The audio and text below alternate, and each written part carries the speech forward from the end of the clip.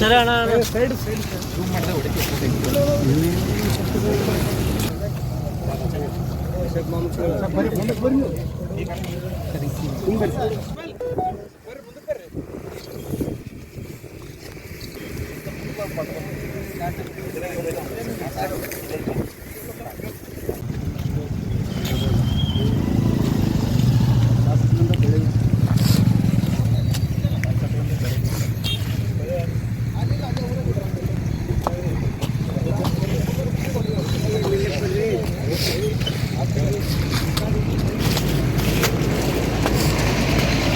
Charge ಆಗ್ತದೆ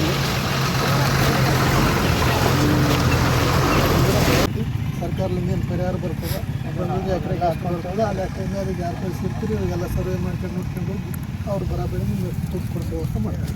almost all ಮುಂತ ಎಲ್ಲರೂ ಸ್ವಲ್ಪ ತಿರುಗಾಡಿ ಸರ್ವೆ ಮಾಡ್ತಾರೆ. ಇದು ಒಂದೇ ನೋಡಿದ್ದಲ್ಲ ಭಾಳ ಲಾಸ್ ಆಗಿದೆ. ಈ ಮಾತನ್ನ ಸೇರಿಸೋದು ಪ್ರಾಮಾಣಿಕವಾಗಿ ಅಂತೇಳಿ ಅದೇ ಸಾಲ ಫಲ ಆಗಾಗ ಮಳೆ ಬಂದು ಖಲಾಸ್ ಉದ್ರೋಗ್ಬಿಟ್ಟವ್ರಿ ಸರ್. ಬೆಂಗಳೂರಾಗ ಹೇಳನೆ ಮಾತು ಸರ್ವೆ ಮಾಡೋರೇನಾರ ಸುಮ್ಮನೆ ಏನಾರ ಕುಂತು ಬರ್ಕಂತಾರೆ ಹೋಗಿ ಪ್ರಾಮಾಣಿಕವಾಗಿ ಮಾಡಿ ರೈತರಿಗೆ ಖರೆ ನುಕ್ಸಾನ ಎಷ್ಟಾಗ್ಯದ ರಿಪೋರ್ಟ್ ಕೊಡಿಸ್ಬೇಕಂತೇಳಿ ಮಂತ್ರಿಗೆ ಹೇಳಿ ಅವ್ರದ್ದು ಬಂದಲ್ಲಿ ಇವರು ಸ್ವಲ್ಪ ಅಡಸೋಡೆ ಮಾಡ್ತಾರೆ. ಇಲ್ಲಿ ಕೆಲಸ ಅಡಿಕೆ ಕುಂದಿರ್ತಾರೆ, ಇಲ್ಲಿ ಊರಿಗೆ ಕುಂದಿರ್ತಾರೆ. ಯಾರು ಬಂದು ಕೂನ ಇದ್ದಾರೆ ಬರಿಸಿಗಳು ಬರ್ಕೊಂಡಿರ್ತಾರೆ. ಪಾಪ ಯಾರು ಬರಲ್ಲ ಹೇಳೋದಲ್ಲ ಅವ್ರಿಗೆ ಬೆಕ್ಕಳಾರ್ದಂಗೆ ಆಗ್ತದಂತೆ ಆಫೀಸರಿಗೆ ಎಲ್ಲ ಮಂದಿ ತಿರುಗಾಡಿ ನೋಡಿ ಪ್ರಾಮಾಣಿಕವಾಗಿ ಬರೆದು ಕೊಟ್ಟಿರಪ್ಪ ಅಂದ್ರೆ ರೈತರಿಗೆ ಇದಾಗ್ತದೆ. ಇಲ್ಲಾಂದ್ರೆ ರೈತರು ಆತ್ಮಹತ್ಯೆ ಮಾಡಿಕೊಳ್ಳೋ ಪರಿಸ್ಥಿತಿ ಬರುತ್ತೆ ಅಂತ ಹೇಳಿ ಮನುಷ್ಯರಿಂದ ರಿಪೋರ್ಟ್ ಬರ್ತದೆ. ಹೌದು ಹೌದು ಹೌದು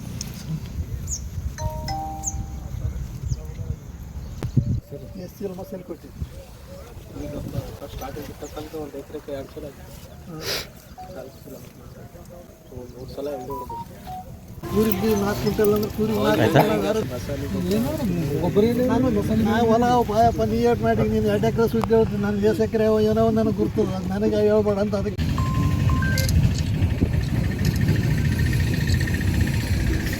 ಸ್ವಲ್ಪ ಕೈ ಹಚ್ಚಿ ನೋಡ್ರಿ ಗೋಡ್ ಗಿಡ ಇಡ್ತಾರೆ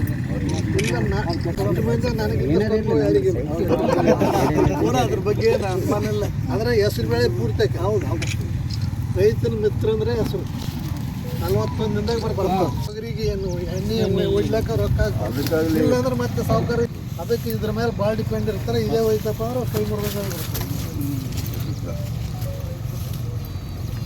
ಹುರ್ಕೊಂಡು ತಿನ್ಲಕ್ಕ ಭಾಳ ಬೇಕು ಸರ್. ಮಸಾಲೆ ಯಾವ್ದು ಬಿಟ್ಟಿವಿ? ಮಸಾಲೆ DF 20 ಆಯ್ತು. ಎಷ್ಟು ಹಾಕಿವಿ? 1 ಎಕರೆಗೆ 3 ಚೀಲ ಹಾಕಿವಿ. ಅದೊಂದು ಕಲಿಸಿ ಕೊಡಂಗಿಲ್ಲ ಕೆಲಸ ಎಲ್ಲ ಕಾಸು ಸತ್ತೋಗ್ಯಾವ ಸರ್. ಇದೇ ಒಂದು 2-3 ಸಾಲ ಸಲ ಇವಾಗ ಒಂದು 2 ಸಾಲ ಸೋಲ ಆದ್ರೆ ಆ ಕಡೆ ಇದು ಹೆಸರು ತೊಗರಿ 2 ಬಿತ್ತಿದ್ಲಪ್ಪ. 2 ಕಲಸ ಹೆಸರು ಅಂತ ಕಲಸು ಮಳಿಗೆ ಮಕ್ಕಳು ಹೋಯ್ತು ಕಲಸ ಒಳಗೆ ಕಲಸ ಈಗ ಕೆಟ್ಟ ಹೋಯ್ತಿರಿ. ಅದು ಪೂರ ಏನು ಒಂದು ಕಾಳಾಗಿಲ್ಲ ಅದು ಗಾಡಿ ಕಲಸ ಪೂರ ರಿಪೋರ್ಟ್ ಬರ್ತದೆ. ಹೌದು ಹೌದು ಒಂದು